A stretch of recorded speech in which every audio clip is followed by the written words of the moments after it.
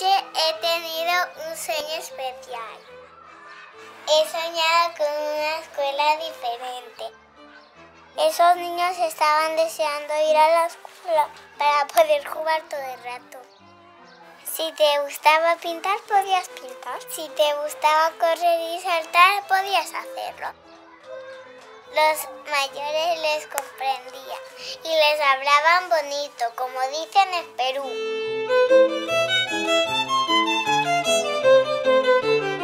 No hay exámenes ni hay deberes. No hacemos tareas como en la escuela, no tenemos un objetivo de aprender algo en el sentido de recordarlo, nada de eso. Generalmente solamente se da tareas y exámenes cuando los niños lo piden. Con los exámenes que conseguimos, pues que aprendas por el examen. Sentirse muy nervioso frente a exámenes y esto de estrés no sirve para un aprendizaje integral. Porque si tiene que aprender algo para una buena nota, para complacer a mamá o papá o el director o el profesor y sabe que al final si tiene una mala nota va a ser duro, va a decepcionar a una tercera persona, eso es muy duro. O sea, yo como persona, mi vivencia con los exámenes ha sido siempre como que me preguntaban lo que no me interesaba, ¿no? O sea, a mí me encanta estudiar realmente y siempre he estudiado de una manera como muy espontánea y como muy libre, pero luego sacaba muy malas notas porque realmente me había ido por caminitos que no iban a preguntar luego en el examen. El tema de los deberes, ahí la primera pregunta es: ¿tienen sentido los deberes que le han mandado a mi hijo? Yo no sé de dónde salen los deberes, realmente no sé cuál es el origen de los deberes y no sé cuál es realmente el objetivo de los deberes. Bastante hacen los niños en el cole, 8 horas, como para además llegar a casa y tener más deberes, no tiene sentido. Lamentablemente en la escuela pública muchas veces no tiene ni un sentido el deber que le han dado. Yo creo que en realidad los deberes servirían para que los padres de las escuelas tradicionales se den cuenta de que el sistema educativo no sirve para nada, porque ellos no recuerdan nada, no pueden ayudar a sus hijos en los deberes porque no se acuerdan. Tú no deberías de enseñar 2 por 2, 4, no tiene sentido. El niño te lo recita pero no tiene ni idea lo que está diciendo. ¿Quién se acuerda de la geometría cuando es abogado? No se acuerda, o sea, te acuerdas de la geometría si te ha gustado la geometría, ¿no? Es a través de manipular y manipular y manipular que al final se te queda por dentro. Igual que conducir un coche o ir en bici. De tanto ir en bici, al final sabes ir en bici. Nunca jamás se te olvida. Muchas veces las tareas solo sobrecargan al niño y le roban tiempo muy importante que él podría actuar con otros niños jugando, lo que es una oportunidad increíble de aprender muchísimas competencias para la vida. No es que me pongo en contra de mi hijo, me alío con la profe, en plan, tienes que hacer la tarea y a tal hora, y si no terminas, pues te quedas sin salir al parque. No, porque yo sé que lo que mi hijo necesita es salir y moverse y correr. Él estaría mucho mejor cocinando conmigo, leyendo un cuento o cualquier otra cosa para un paseo por la playa, me parece un poco más interesante. Nada más los niños entran y tienen acceso al material. Los niños llegan, se ponen a jugar de manera libre, la maestra hace alguna actividad que tenga sentido, sobre todo algún proceso real, o sea, no es que hacemos plastilina, sino que, por ejemplo, la manera de modelar es hacer pan que nos lo comeremos mañana, es decir, cosas reales con sentido y que el niño si quiere interviene y si quiere no interviene. Podemos estar un día visitando un museo y estar 7 horas viendo cuadros y eso está tan bien como estar un día toda la mañana viendo películas, porque con eso también se aprende. Pero también regar plantas, también cuidar de los animales, que solemos tener animales, es importante. Tenemos talleres de ciencias, un club de lectura, hay un club de historia, hay salidas, hemos hecho salidas de observación astronómica. Pero también las reglas de sociedad, decir buenos días, adiós, gracias. También todo esto hace parte de la vida práctica. O sea, no hacemos nada que la gente que está mentalmente escolarizada se pueda imaginar o pueda entender. Tenemos una reunión semanal en la que tomamos las decisiones de tipo organizativo que tenemos que tomar. Nos contamos con una asamblea semanal, que es un lugar de encontrarnos, de plantear conflictos. Hay una asamblea que hacen los del grupo de infantil, hacen sus asambleas concretas, porque es verdad que bueno, las necesidades normalmente en esa edad son diferentes. Plantear proyectos, de que distintos puntos de vista puedan ser compartidos y en algunos casos llegar a acuerdos y en otros casos reconocer que somos distintos. Todos estos temas pues se resuelven pues hablando y organizándonos. Y también las reflexiones, qué está sucediendo en el lugar, estamos siendo realmente lo que queremos ser, estamos haciendo lo que queremos hacer. La idea es que el proyecto esté gestionado por todas las personas que lo conformamos, es decir, niños y niñas y adultos, ¿no? En el caso del jardín del planteamiento Waldorf no existe la asamblea, no hay asamblea. No hay asamblea porque en realidad todo es como si fuera una asamblea, o sea, no está delimitado. Por eso no está nada fijo. Hay escuelas que van a tener una asamblea fija todos los días a una hora, otros que 2 o 3 al mismo día, otros que ninguna. Todo es fluido porque somos únicos y el grupo que se forma en nuestra clase es único. Si tu hijo no quiere aprender, le pasa algo grave a tu hijo. El aprendizaje se produce, como dice uno de mis maestros, Daniel Greenberg, desde que te levantas hasta que te acuestas, desde que naces hasta que mueres, estás permanentemente aprendiendo. Nacemos para aprender, no podemos dejar de aprender, o sea, es que hemos nacido para ello, ¿no? Intenta durante un día no aprender nada, verás que no puedes. Es imposible. El aprendizaje es un proceso que va de dentro a fuera. Que es algo activo. Es lo que hace el niño, lo que hace el que aprende, que es la parte importante. Porque si tú quieres aprender, vas a aprender. Porque está integrado con el deseo. Tú cuando te interesa aprender a tocar la guitarra porque tú quieres, tocas. Pero si le aprendes una poesía por tener una buena nota, por que tu mamá te diga muy bien cariño... Puede ser vivido como violencia, porque ahora no quiero aprender esto, pero me están obligando. La enseñanza puede ser invasiva, puede ser una agresión. Cuando yo intento enseñar algo a alguien que no está interesado o que no está capacitado, eso es una agresión. La enseñanza es un proceso que va de fuera a adentro. Alguien de fuera enseña a otra persona, ¿no? Entonces no es un aprendizaje que quede tan integrado. Cuando te meten en el conservatorio de pequeño, una gran mayoría aborrecen la música, por lo menos durante unos años, ¿no? Otros, pues, tienen más dones para la expresión musical y en 2 años son capaces de hacer casi 4 años de conservatorio de piano. Te pongo ejemplos reales, ¿no? Y en nosotros mismos podemos tener un ejemplo. O sea, seguramente, bueno, yo vengo del sistema educativo tradicional, pero sé que lo que he aprendido en mi vida, porque he querido aprenderlo, lo he aprendido muchísimo mejor y he tenido unas ganas inmensas. Me he tirado horas enfrascada en un aprendizaje porque me ha apetecido a mí, he querido seguirlo, ¿no? Esta es la clave de la cuestión, que no todos aprendemos igual, no hay un sistema mejor que otro. Cada uno tiene sus dones, cada uno tiene sus talentos y encuentra su manera. Entonces, un niño en libertad aprende muchísimo más en realidad. O sea, no solo es que no deja de aprender, sino que tiene muchas más ganas porque nadie se las corta, nadie le obliga, nadie le dirige. Todos los niños son curiosos, cada 2 por 3, ¿esto qué es, mamá? ¿Esto para qué sirve? Todo lo tocan, todos lo decimos, todo lo tocan, todo lo ponen a la boca. ¿Por qué? Porque quiere aprender, es curioso. La curiosidad es casi el motor del aprendizaje. Y por mucho que nos empeñemos y por mucho que se empeñe el sistema educativo en que dejemos de desear aprender porque nos obligan y nos guían y nos marcan y nos coartan, aún así seguimos teniendo ganas de aprender. Aprendes a base de experiencias, aprendes a base de errores y a los niños no se les deja equivocarse.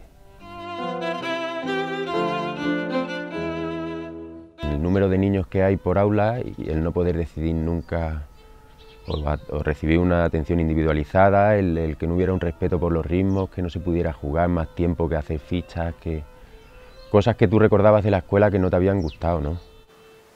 Y en las que estaba pues, evadiéndome constantemente, ¿no?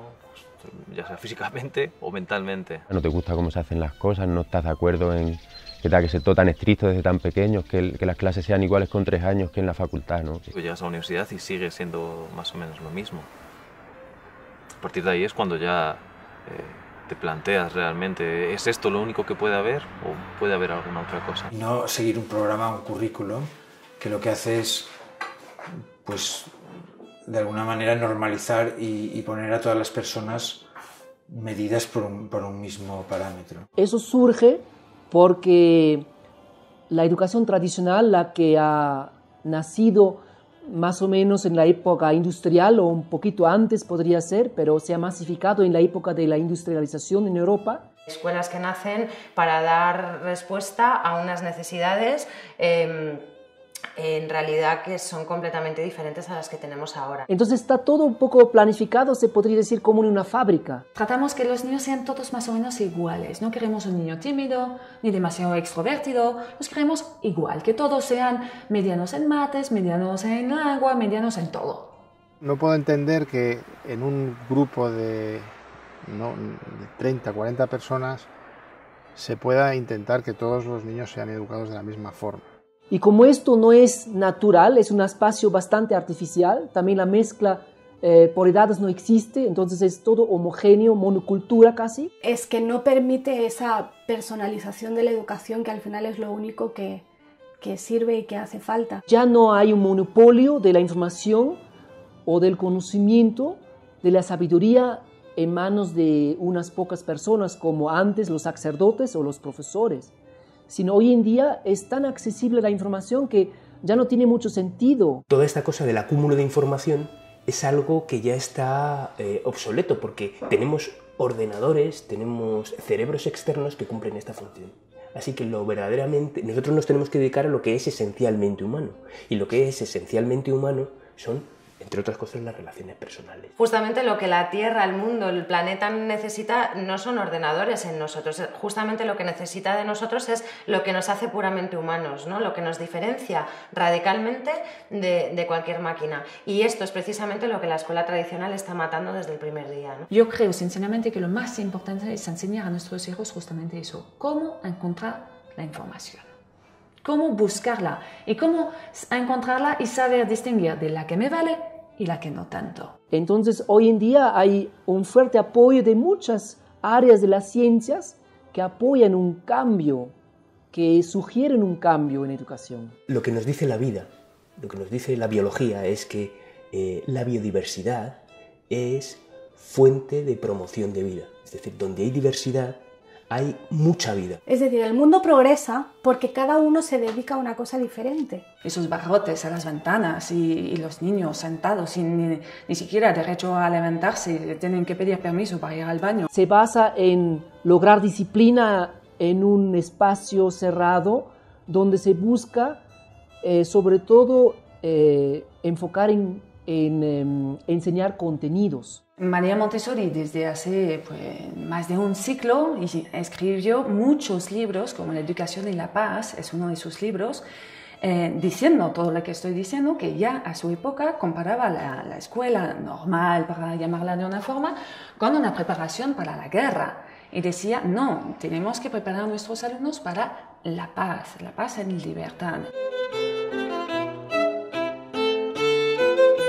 Un grupo de familias, la mayoría del grupo de la estancia de aquí de Cáceres, empezamos a reunirnos y a comentar pues, los desacuerdos que tenemos con la escuela convencional. Bueno, como somos padres, los fundadores de este proyecto, vimos la necesidad en nuestra propia vida, ¿no? Y esa hija nos trajo una revolución personal.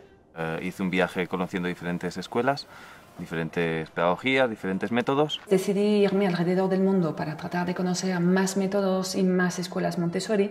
Empieza a mirar en internet y que hay un montón de escuelas libres, que está Paideia, que está Doniés, que hay un montón de escuelas que llevan una veintena de años. Y con eso empezamos en Salamanca un proyecto educativo, a lo que llamamos un proyecto educativo de educación libre. Una cosa es la pedagogía alternativa y otra es la libre. El movimiento de la educación alternativa, digamos, aunque es una definición que se hace en singular, la educación alternativa, en realidad lo que hay es una diversidad ingente de educaciones alternativas. Que como en todas las cosas, pues hay corrientes más innovadoras, hay corrientes más cerradas. Gente de todos los niveles socioeconómicos, gente de todas las confesiones religiosas, y gente atea y gente agnóstica, y gente con todas las ideas políticas. O sea, el espectro es amplísimo, tan amplio como la propia sociedad. Creo que es tremendamente importante que haya todas esas diferencias. Esto es positivo, no es negativo, es positivo. Escuela alternativa significa una alternativa al sistema vigente. Y eso entonces también es un concepto relativo, porque, por ejemplo, la escuela en Finlandia, el modelo educativo finlandés para nosotros sería un modelo de escuela alternativa. Es decir, la alternativa a lo que hay. Es un espacio donde se trata, lo primero, se trata a la persona de manera diferente. Ya ni siquiera digo al niño, digo a la persona en general, ¿no? A todas las personas de manera diferente. El pilar básico de la pedagogía de la caseta es el respeto hacia sus necesidades. Y con el niño lo más grave es que cuando nace lo respetamos que aprenderá a caminar, que aprenderá a agarrar cosas, que aprenderá a hablar, todo eso lo respetamos. Y de repente cuando cumplen 3 años ya no confiamos en ellos y ya tenemos que empezar a dirigirles y ahora todos tienen que hacer esto y ahora todos tienen que hacer esto. Buscando metodologías más activas, quiere decir donde el alumno está más considerado como un protagonista, participe en el proceso y no tratan al niño como un mero objeto. Entonces, esa actitud participativa de también poder expresar lo que uno siente, lo que uno piensa, eso ya es una característica totalmente esencial de no estar simplemente calladito, obedeciendo, quietecito en la silla. Y dentro de estos principios hay una diversidad importante. Hay quien lo hace en casa. Y en casa no significa físicamente en casa, sino que significa en familia. Porque hay familias que educan en casa que sí se ponen en el rol de profesor y distinguen el horario de, bueno, de 9 a 12 estamos estudiando y yo te estoy enseñando y luego ya vuelvo a ser tu madre y hacemos lo que sea que tengamos que hacer. Yo no hago eso, de hecho el unschooling consiste en no separar el tiempo de aprendizaje del resto de la vida. Agregan al aspecto activo del aprendizaje una cierta libertad y también una participación democrática o por lo menos una consideración de la opinión de los alumnos en el mismo proceso de aprendizaje. Si se les deja desarrollar su propio deseo, ellos saben lo que necesitan. Es una educación basada en la confianza. Confiar en que ellos van a actuar de una manera que va a ser buena para ellos. Siempre que hablamos de escuela libre o democrática, siempre sale lo de hago lo que me da la gana, ¿no? Es como la frase que siempre sale, pero ¿hacen allí lo que les da la gana? Confiar no quiere decir dejarles hacer lo que quieran, tampoco. Dejarles que se den golpes, ni que se... no. Dentro de una escuela democrática, paradójicamente, hay muchas normas y muy claras. Límites, normas de a su ritmo, el respeto. Y va aprendiendo a través de esos límites que existe otro, que hay que respetar también al otro. Respeto por la forma de comunicarte, respeto por las opiniones de los demás, respeto por el entorno. Pues esos son los límites que ayudan a crecer.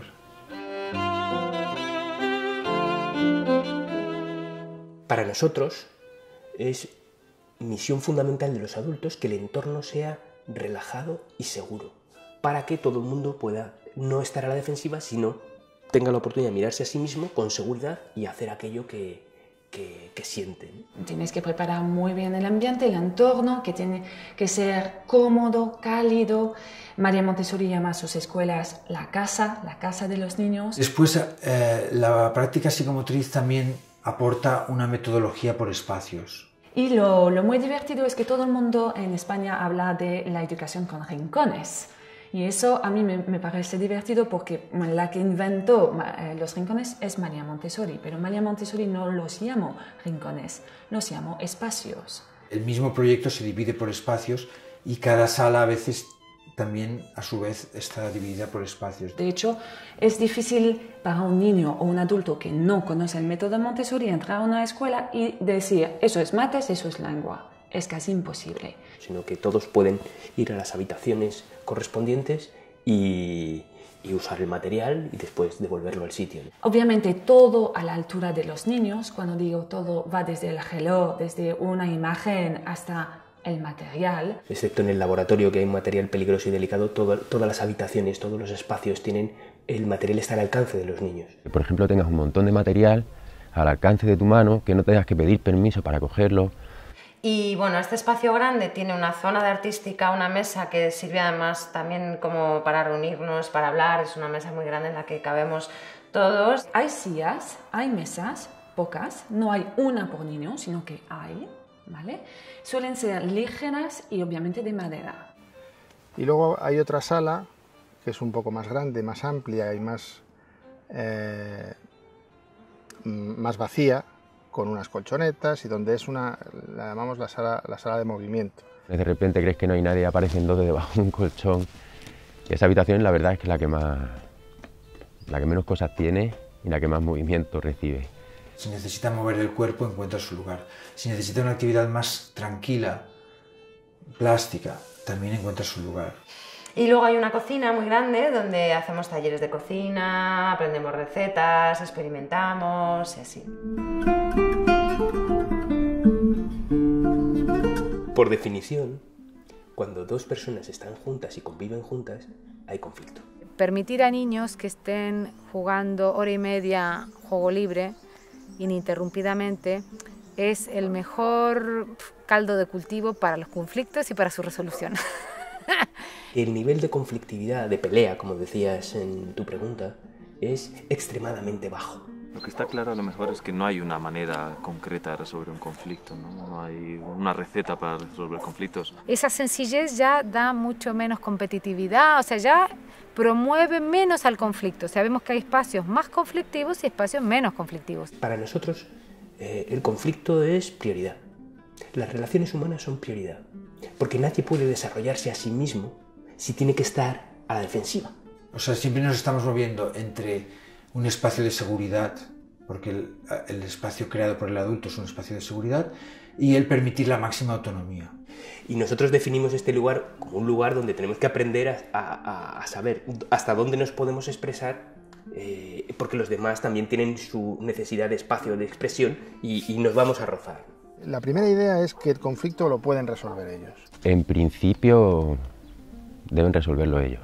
A veces es peor intervenir y el conflicto se resuelve peor si interviene un adulto o dos adultos que entre ellos. Si hay un momento de físico, de empujones, metes las manos por medio sin decir nada y te esperas a ver si son capaces de intentar hablar. No permitir que la agresión siga ceder, digamos que suba el nivel de agresión, ni verbalmente ni físicamente. Uno puede decir todo aquello que siente sobre la otra persona, sobre lo que sintió con la otra persona hizo. Intentas no meterte y sobre todo no dar tu opinión. Sin tomar partido por uno de los dos, sino intentando que siempre sea algo lo más objetivo posible. Ni a lo mejor sabes si esa persona ese día viene más revuelta. Algunos pues han vivido situaciones muy difíciles, otros no.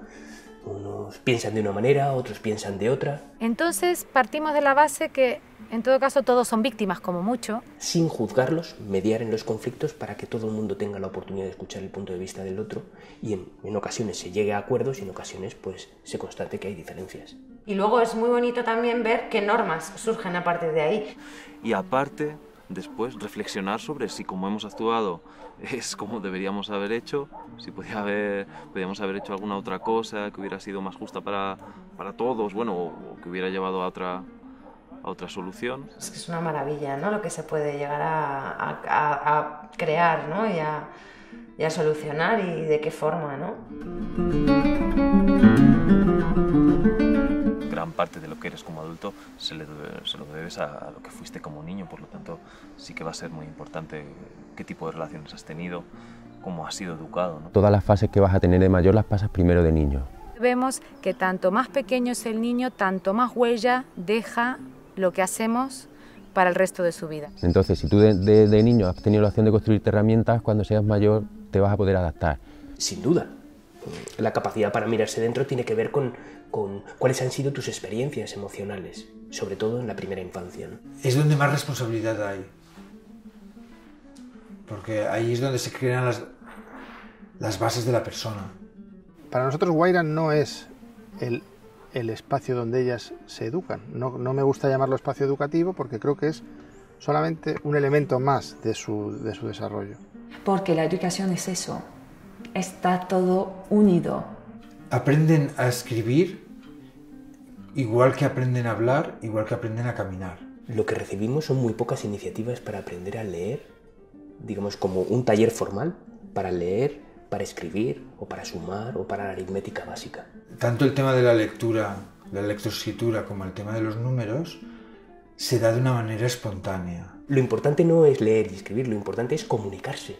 La lectura y la escritura son aprendizajes instrumentales para lograr un fin que es la comunicación. Y los niños y los jóvenes están deseosos de comunicarse. Cuando el niño está en ese periodo, el del lenguaje es muy fácil de ver, porque los niños ven una letra y siempre están, mamá, ¿qué pone aquí? ¿No? O sea, si un niño está escribiendo así es que no está preparado para escribir todavía, porque vemos que toda la atención está puesta en controlar este cuerpo totalmente descontrolado. Pero a lo mejor con 7 o 8 años no saben leer, y con 10, yo he visto chavales en escuelas con 10 que estaban aprendiendo a leer, pero cuando quieren aprender tardan muy poco. Entonces hay que distinguir entre el proceso de escribir como tal y todo lo que hay antes para que este proceso sea rápido, fácil, alegre, divertido y exitoso. Un niño de 2 años que me dice, tengo sed, dame agua, le doy agua. Si ese mismo me dice, tengo sed de conocimiento, quiero aprender, ¿quién soy yo para decirle, no cariño, tienes 2 años, espérate a 7 años? No tiene sentido. Y nos damos cuenta, sin embargo, que los niños saben hacer esto, pero no lo hacen a través de lo que denominamos en la educación convencional clases. Partimos de la base que no hace falta, que con ser una vivencia es suficiente.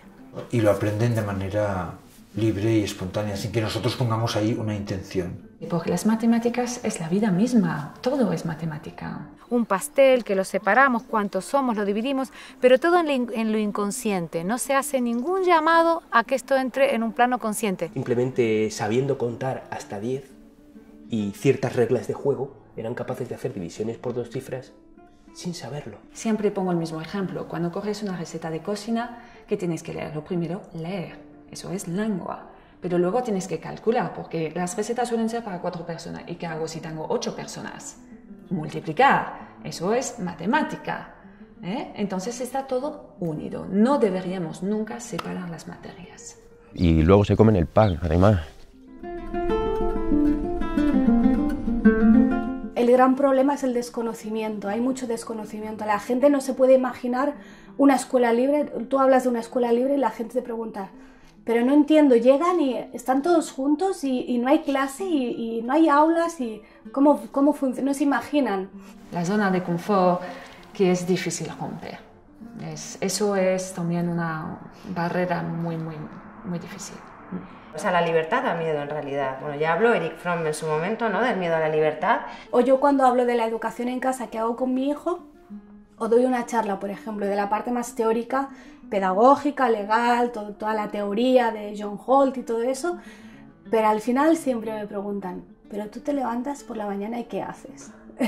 Y la libertad da mucho miedo, el que las cosas no estén claras, ¿no? ¿Cómo van a ser? ¿Qué va a ocurrir? ¿Qué va a pasar? ¿Va a aprender a leer? ¿Va a aprender a sumar, a restar? ¿Se va a desenvolver bien? Y si no... ¿no? Estas dudas, porque realmente tenemos una presión social bastante fuerte, ¿no? Se teme lo que no se conoce. Y sobre todo si piensas que va a ser negativo o si te suena muy raro o si no conoces a nadie que lo haga. El miedo a meter a tu hijo en una escuela democrática solo te sirve para no meterlo. Y entonces, bueno, o para meterlo y no disfrutarlo nada. Y estar todo el rato pendiente, ¿no? Y entonces intentar seducirlo para que aprenda ciertas cosas. Entonces es no disfrutar y no dejarte llevar, ¿no? Entonces son miedos comprensibles, pero no tienen mucho sentido, en mi opinión. Lo difícil es para el adulto cambiar el chip y aprender a ver el aprendizaje en todas partes.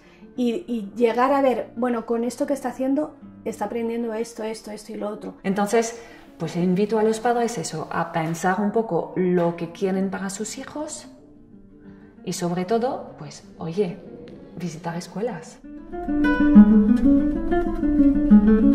Niños jóvenes que salen de la escuela, una escuela alternativa libre, con su concepto más integral, interdisciplinario, holístico, tienen realmente las herramientas para poder gestionar problemas. Porque se han encontrado con mucho entrenamiento, con muchos conflictos que han ido resolviendo ellos. Y además han aprendido muchas habilidades que no se enseñan en las escuelas tradicionales, por ejemplo, habilidades sociales. Son niños que tienen unas capacidades diferentes, eso es verdad, y de repente son niños que a lo mejor tienen una capacidad de argumentar sus necesidades de una manera que llama la atención. Eso puede ocurrir. Habla con cualquier persona. Son niños que ven a un adulto y te van a preguntar cosas. ¿Y tú qué haces? ¿Y cómo te llamas? Y que veo a veces niños de otras escuelas que que hasta les da miedo hablar con un adulto o con un niño que va en otra clase superior.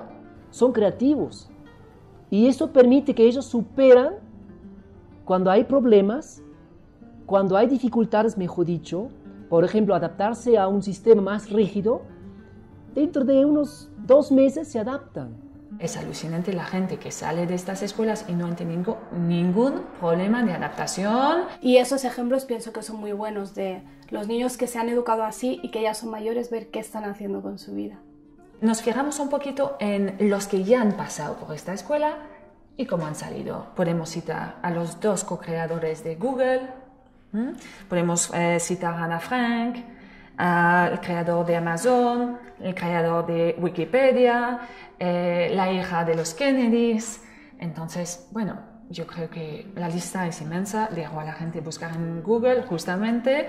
Pero no son niños raros, niños extraños, ¿no? Que hacen cosas raras, ¿no? Son niños que tienen capacidades distintas. Sí que tienen cosas diferentes, tienen muchas cosas en común con el resto de niños, claro, pero sí que tienen aspectos de su vida muy diferentes.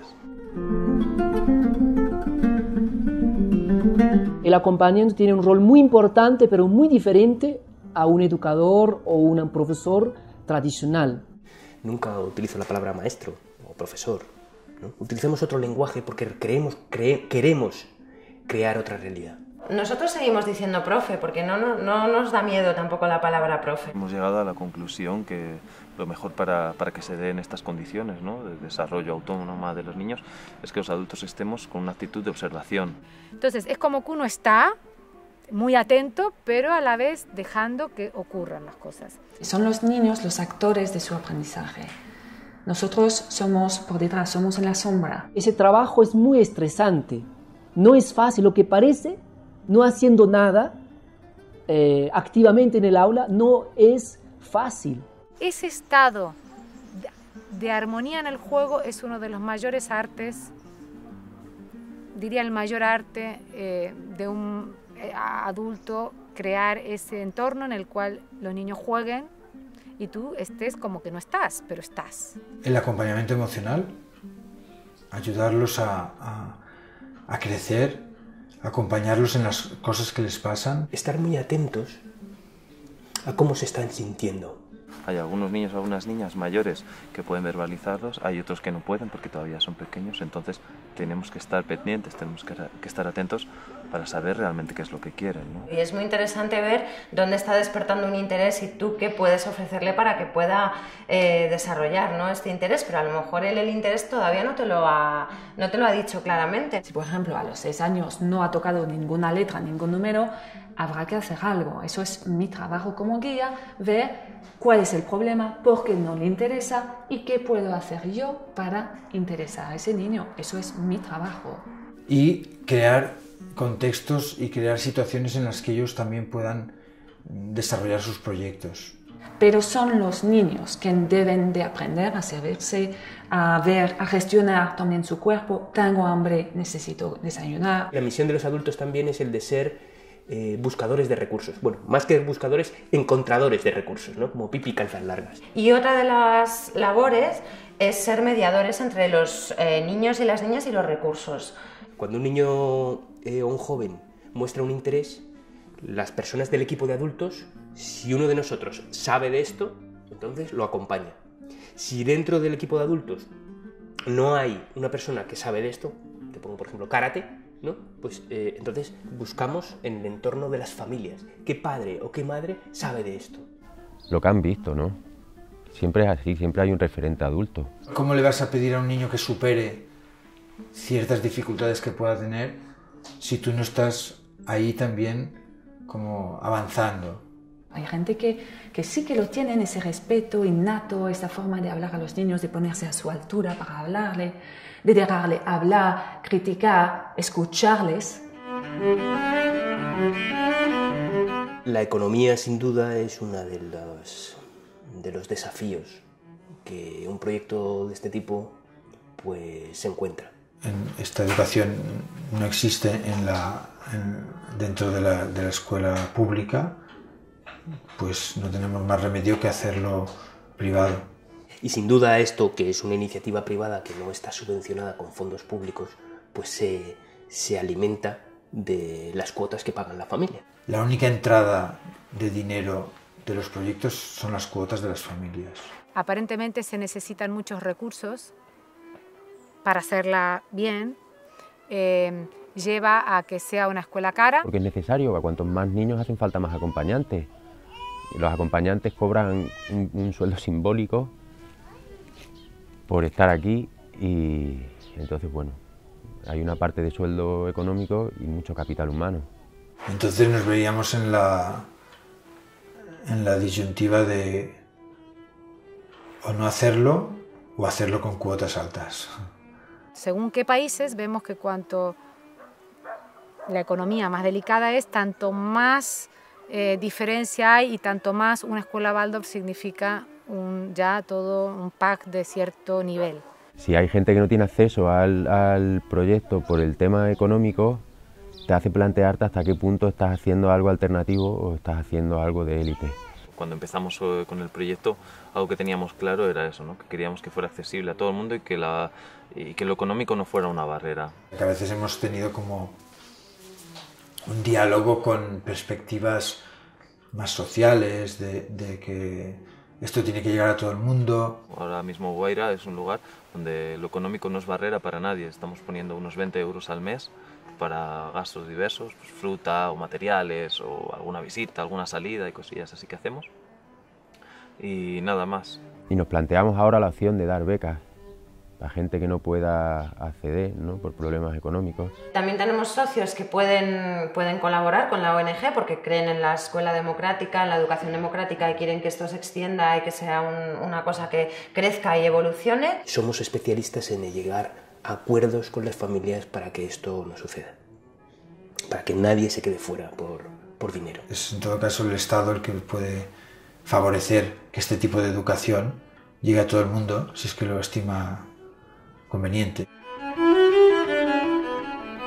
Que si uno realmente quiere crear un centro que sea un poco diferente, al final no puede. Si tienes que cumplir todos los requisitos, vas a acabar creando una escuela como todas las que ya existen. No es ni siquiera legal, realmente hay que decirlo claro, es ilegal educar en casa en España. Técnicamente es lo que se llama inseguridad jurídica, que es lo peor que le puede pasar a un Estado que se llama democrático y de derecho, que significa que uno, aun conociendo las leyes, nunca puede estar seguro de si puede o no puede hacerlo o de qué consecuencias va a tener hacer, en ese caso, educación en casa o educación alternativa, fuera del sistema oficial. Aquí fijamos mucho también en la ley de cada país, porque cada país tiene unas leyes muy complicadas. Luego la regulación es diferente en cada país. Hay países donde es muy libre, donde prácticamente no hay ni requisitos ni controles, y países donde está mucho más controlado. Esto, bueno, puede echar para atrás porque en el fondo las familias que van a un proyecto así están desescolarizando a sus hijos oficialmente.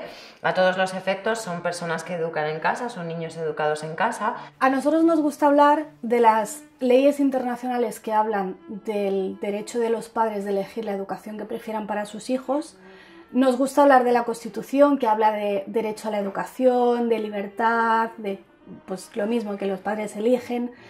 Pero es que luego está la ley, que es la que establece los 10 años de escolaridad. En la educación infantil no es problema, porque al no ser obligatoria, pues los niños pueden ir a donde los padres decidan.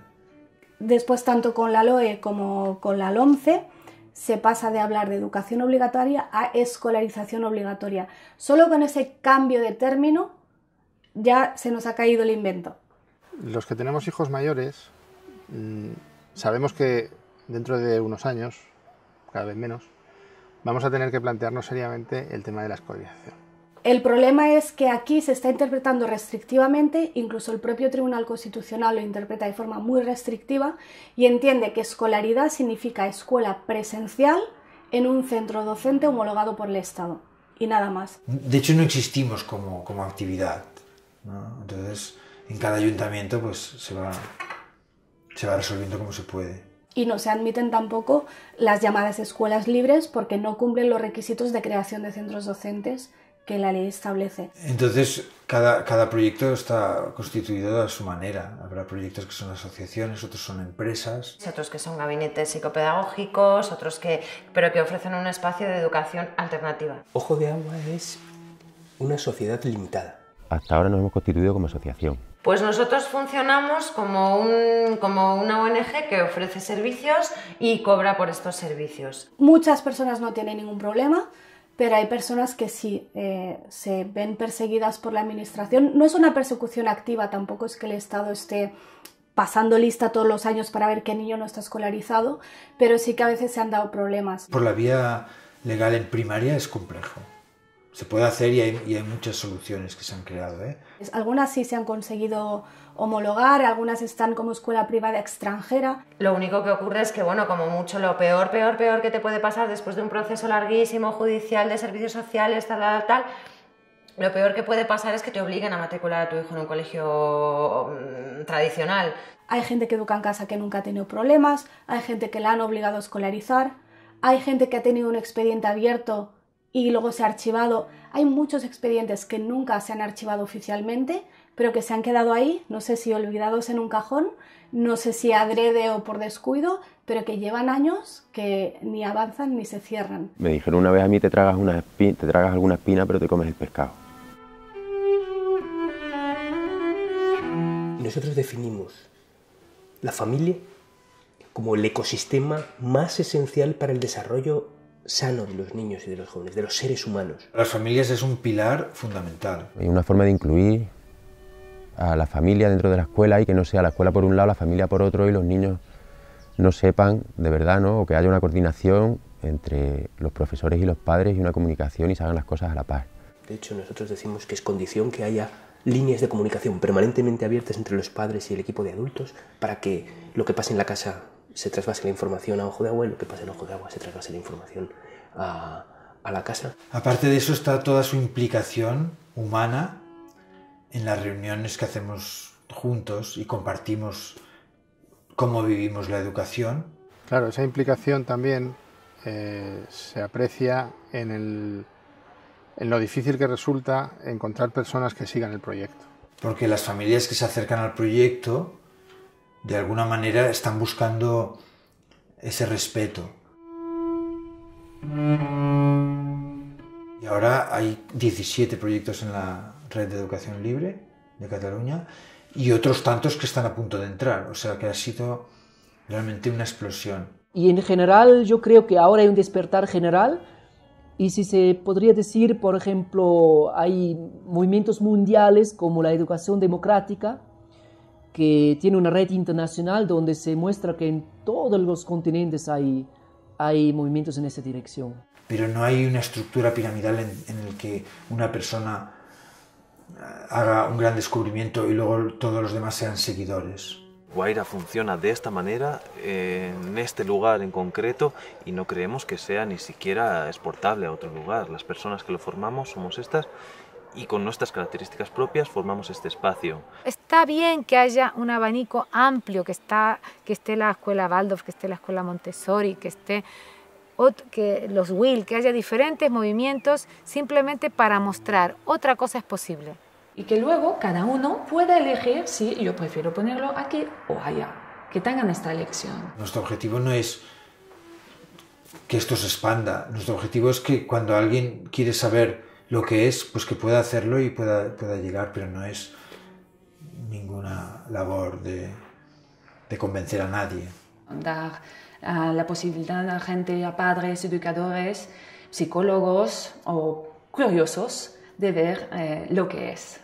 Y estamos también conectados con la educación pública, hay mucha gente de la pública que está interesada y compartimos. Vienen muchos niños a visitarnos de coles tradicionales y nos conocen y vienen y entonces, bueno, se comparte mucho. Hay muchos profesores, y me consta, en los centros oficiales, tanto en la privada como en la concertada como en la pública, hay muchos profesores que están intentando cambiar las cosas, hacer las cosas de otra manera, que están intentando quitar libros de texto, quitar exámenes, quitar deberes, pero al final el sistema es tan rígido que no se lo permite.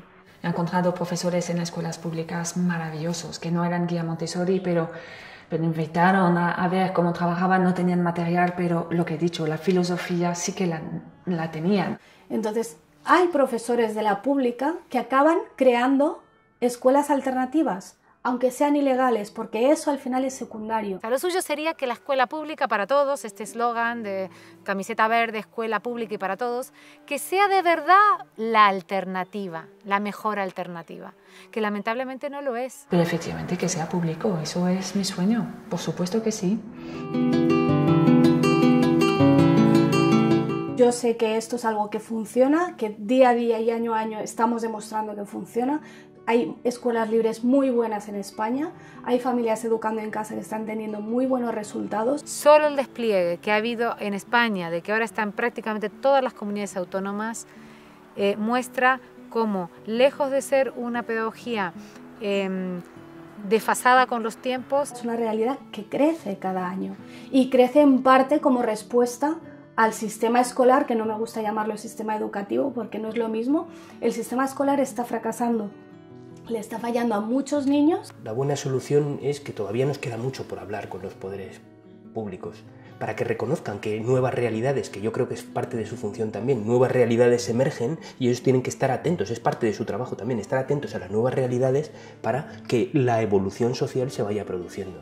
Y ahora quien más, quien menos, ha visto un reportaje, ha leído un artículo, incluso conocen a alguien que lo está haciendo y por eso cada vez más gente se lo plantea también, porque se va conociendo. Justamente hoy nos han llamado de un cole público, de un municipio de aquí al lado, donde están haciendo un grupo de trabajo de investigación de escuelas alternativas, de educación alternativa, y nos han pedido venir a conocer el proyecto. Y hay algunos estudios, pero poquitos. Yo creo que aquí nos falta eso, una base un poco más formal para demostrar realmente qué es lo que se está haciendo. El mundo está continuamente en cambio, entonces lo que nos valía en nuestra época ya no es válido. Entonces no podemos enfocar en contenidos inciertos.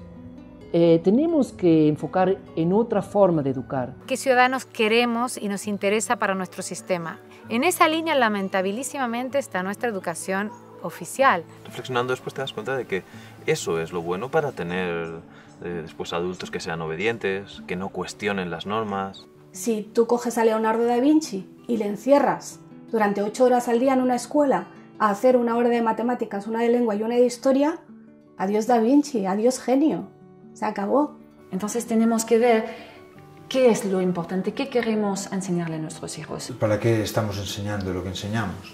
¿Para quién educamos? ¿Educamos para esa sociedad o educamos para el ser y para que desde este nuevo ser pueda surgir una nueva sociedad? Y no adaptar a los niños a unas necesidades de, digamos, de producción, ¿no? Para que se adapten a un tipo de trabajo. Es que te puedas acabar dedicando a algo que te guste. Al final la educación es para eso, no es para memorizar las capitales del mundo ni para hacer derivadas ni nada de eso. Es para ver qué vas a hacer con tu vida, para eso es la educación. Los que trabajamos con niños trabajamos con la siguiente generación. Trabajamos a plazos larguísimos. Allí cuando eres maestra, cuando tienes a tus niños delante, tienes el futuro delante. Y estamos absolutamente necesitados desde el punto de vista económico, esto lo cuento para los economistas, para los políticos, de creatividad y de innovación.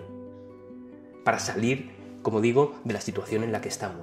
Y me parece que es lo que queremos todos para nuestros hijos, para que luego, visto la crisis que hay, los que se salvan son los que tienen idea. Los que dicen, vale, se me ha cerrado una puerta, no hay una ventana abierta, pues venga, salgo de ahí. Y no es que la intención sea de cambio social. O sea, no tenemos el modelo de sociedad que queremos y educamos en función de ello.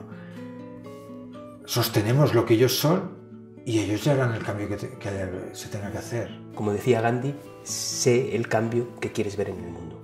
A veces la gente te dice, pero tiene que ir a la escuela para prepararse para la vida. Mi respuesta es, mi hijo no se está preparando para la vida, la está viviendo, aquí y ahora. Tienen derecho a disfrutar de una infancia libre, a sentirse respetados, a tener cariño, a pasar las fases de su vida, aprender a vivir, ¿no?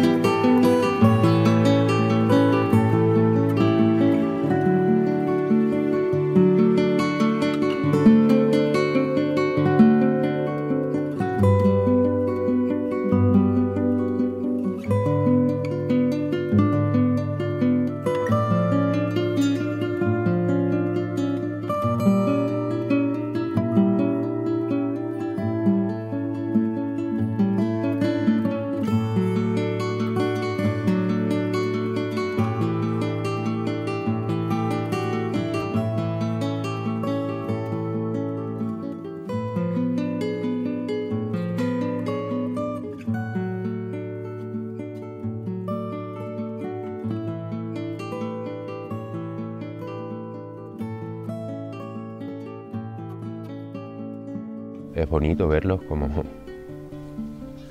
Me emociono y todo. Ay, a mí se mueve mucho.